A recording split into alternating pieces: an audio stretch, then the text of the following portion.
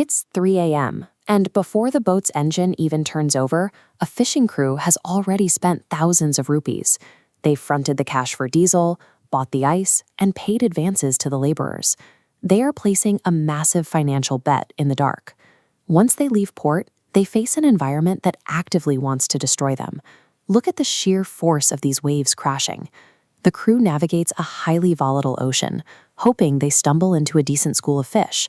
And on this particular trip, they win. Look at the deck of this boat. It is absolutely buried in silver fish. This is the exact outcome they prayed for, a haul that should easily cover their debts and secure a massive payday for the family.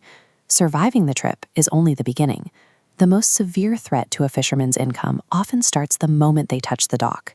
Look at this aerial view of the harbor. Every single boat in the region hit the same school of fish, and they all rushed back at the exact same time.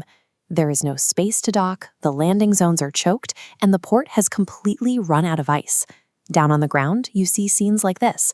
The catch is sitting in the open air, getting warmer by the minute. The fishermen know the meat will rot if they don't sell it immediately. The buyers know it too, so they slash their offers, forcing the crew to accept pennies on the dollar just to unload the cargo.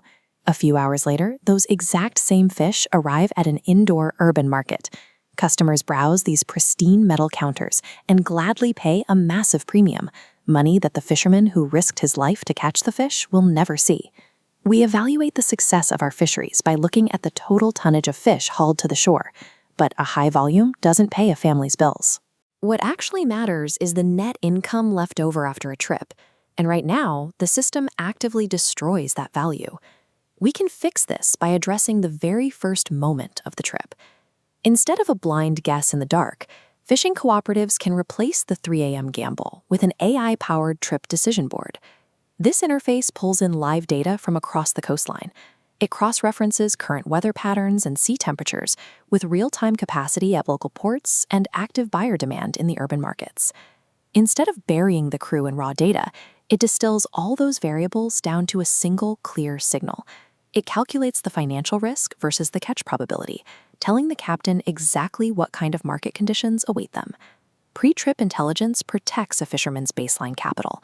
By avoiding voyages doomed by market gluts or dangerous weather, crews save thousands in fuel and labor costs.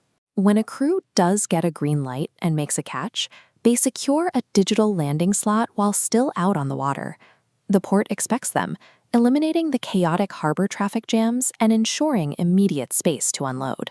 Upon arrival, every batch of fish is assigned a time and temperature passport. It acts as a digital log, tracking exactly how long the fish has been out of the water and how well it was iced. Buyers can no longer artificially downgrade the catch to lower the price because the quality metrics are mathematically proven. Before a single crate leaves the dock, the crew checks a transparent e-auction platform. They can instantly see what neighboring towns are paying for the exact same species, alongside real-time rates for local cold storage.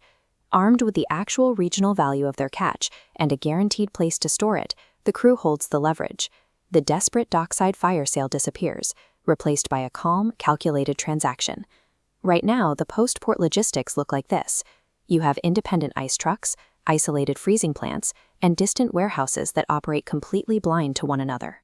Now, picture a predictive network acting like rideshare software for the supply chain.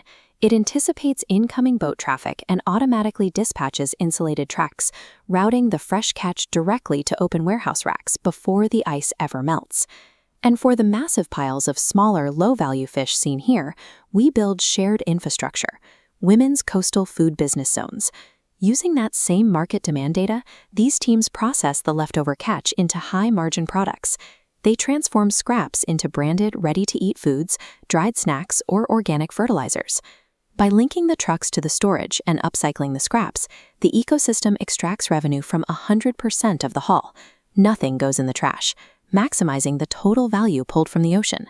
This pipeline is mapped out right now as an actionable 18-month pilot program designed for Karnataka's Udupi district. It operates on advanced demand contracts. Institutions like hospitals, universities, and hotels log their weekly needs into an app, agreeing to buy specific volumes at locked-in prices before the boats even launch. And during the monsoon bans or rough weather, the same network supplies alternative coastal jobs. Crews pivot to managing the cold chain logistics, processing dried goods, and repairing the physical network. The technology decouples a family's financial survival from the seasonal unpredictability of the ocean. It builds a year-round economic floor that bad weather cannot wash away. Out on the water, that father and son from our opening story will always face a wild, dangerous environment. The ocean will never be tamed. While we cannot control the height of the waves or where the fish swim, we have the complete power to engineer the economic system on the land. Coastal prosperity depends on this integrated technological ecosystem. By securing the maximum value for every fish, we provide the families on the bow with the financial dignity and stability they've earned.